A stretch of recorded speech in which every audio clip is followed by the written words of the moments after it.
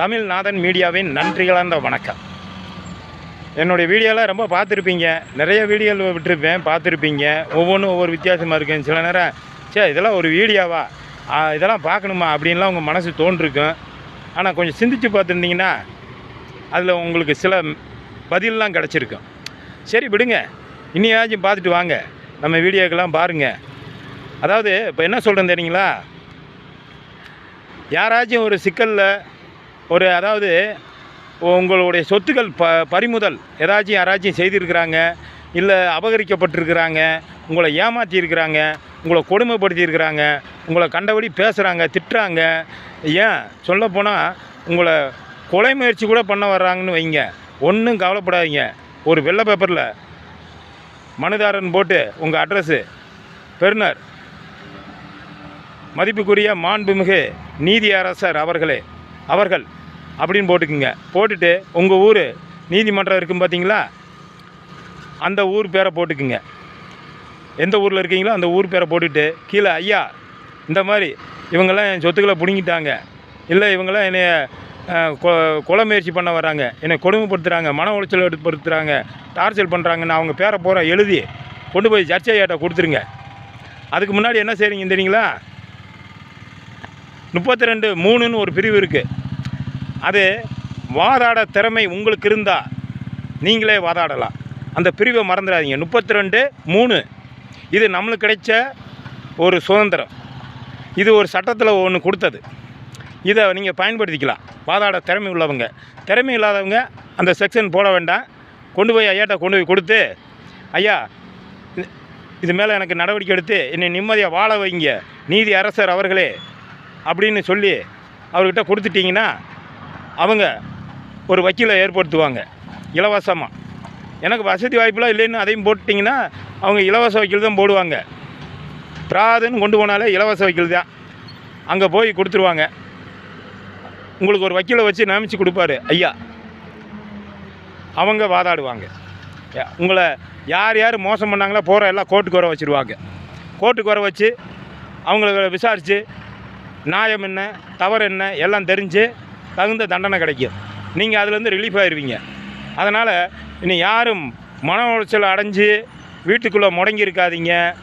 யாருக்கும் பயப்படாதீங்க. நியாயத்துக்கு மட்டும் பயப்படுங்க, உண்மைக்கு பயப்படுங்க, அநியாயத்துக்கு பயப்பட வேண்டாம். நம்மளுக்கு இருக்கார் நீதிபதி நீதி அரசர் அவர்கள். அவங்க இருக்கும்போது எல்லா ஏரியாவில் இருக்கிறாங்கள, கோர்ட்டு இருக்குது. உங்கள் தாலுக்கா கோர்ட்டு, மாவட்ட கோர்ட்டு, ஹைகோர்ட்டு, உச்ச நீதிமன்றம், சுப்ரீம் கோர்ட்டு, இப்படிலாம் இருக்குல்ல. ஒவ்வொரு கோர்ட்டுக்குள்ளேயும் போய் நீதி அரசர்கிட்ட தைரியமாக பிராது கொடுங்க. மேலே நீங்கள் பிராதுன்னு கொடுத்துறணும். பிராது மனு அப்படின்னு கொடுத்துட்டு ஒரு மனு எழுதுகிற மாதிரி எழுதுனா போதும். வேறு ஒன்று நீங்கள் ஒன்று ரொம்ப கஷ்டப்பட வேண்டாம். நீங்கள் வக்கீலெல்லாம் வைக்க வேண்டியதில்லை. வக்கீலுக்கு செலவு பண்ணணும்னு கவலைப்பட வேண்டாம். வக்கீலை பார்க்கணும் அப்படிலாம் நினைக்கவே வேண்டாம். நீங்கள் போய் நீதி அரசர்கிட்ட கொடுத்துட்டிங்கன்னா போதும், அவங்க பார்த்துக்குவாங்க உங்கள் பிரச்சனையை. சரிங்களா? அதுக்காக தான் சொல்கிறேன். இன்னும் நிறைய விஷயம் உங்களுக்கு சொல்கிறேன். என்னுடைய வீடியோக்களை பார்த்துக்கிட்டே வாங்க. இந்த அனுபவமான வேலையத்தை இப்போ நான் செஞ்சுக்கிட்டு இருக்கிறேன். சரிங்களா?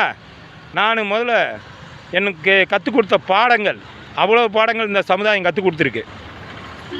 அதைத்தான் யான் பெற்ற இன்பம் வையகம் படட்டும்னு உங்களுக்கெல்லாம் நான் சொல்லிக்கிட்டு இருக்கேன்.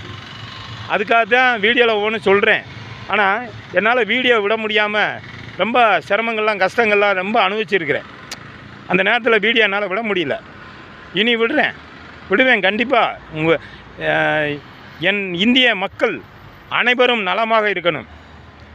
இதில் ஒருத்தர் சொத்தை ஒருத்தர் பிடுங்கியோ, ஒருத்தர் மன உளைச்சல் ஏற்படுத்தி ஒருத்தர் சந்தோஷமாக வாழ நினைக்கக்கூடாது. ஒரு காலம் நான் அனுமதிக்க மாட்டேன். ஒரு நிமிஷம் கூட அந்த மாதிரி என் கண்ணால் தெரிஞ்சால் அனுமதிக்கக்கூடாது யாரும். ஆமாம், நானும் அனுமதிக்க மாட்டேன். யாரும் அனுமதிக்காதீங்க. ஒருத்தர் உங்கள் கண்ணு முன்னாடி ஒருத்தர் கஷ்டப்பட்டுட்டு இருக்கிறாங்க அப்படின்னா உதவி செய்யுங்க. அவங்களுக்கு என்னென்ன உதவி செய்யணுமோ செய்யுங்க. சும்மா ஒரு நேரம் சோறை கொடுத்தா அவங்களுக்கு தீராது பிரச்சனை. அவங்க என்ன பிரச்சனையில் இருக்கிறாங்களோ அந்த பிரச்சனையை முடிங்க. அதுதான் நீங்கள் செய்கிற பெரிய உதவி. அந்த உதவி உங்களை கடவுளை ஆசீர்வதிப்பார். ஆமாம், அதனால் அவங்களுக்கு ஒரு வாய் சோறு கொடுத்துட்டோம்னா முடிஞ்சு வரும்னு நினைக்காதீங்க. ஒரு வாய் சோறு கொடுங்க. ஏன்னா உயிரோடு தவிச்சிக்கிட்டு இருக்கிறவங்களுக்கு, பசியில் தவிச்சிட்டு இருக்கிறவங்களுக்கு சாப்பாடு கொடுக்கணும். சாப்பாடு கொடுத்துட்டு அதோட விட்டுட்டு போகக்கூடாது. அவங்க பிரச்சனை என்னான்னு கேட்டு அதை தீர்த்து வச்சிடணும். ஆமாம், ஒருத்தர் சொத்தை பிடிக்க அபகரித்து கொடுமைப்படுத்திக்கிட்டு இருக்கிறாங்க. கண்ணால் பார்க்காதீங்க, பார்த்துட்டு சும்மா இருக்காதீங்க. உடனே நீதியரசர்கிட்ட போய் சொல்லுங்கள், இந்த மாதிரி என்னை பக்கத்து வீட்டில் ஒருத்தர் சொத்துக்களெல்லாம் அவங்க அபகரித்து அவங்க பாவம் கஷ்டப்பட்டுக்கிட்டு இருக்கிறாங்க. அப்படி கூட நீங்கள் புகார் கொடுக்கலாம். புகார் எப்படி வேணாலும் கொடுக்கலாம். அவங்கவுங்களே போய் கொடுக்கலாம். அடுத்தவங்களுக்காக நம்ம கொடுக்கலாம். நம்ம நல்லது செய்கிறோம், நல்லது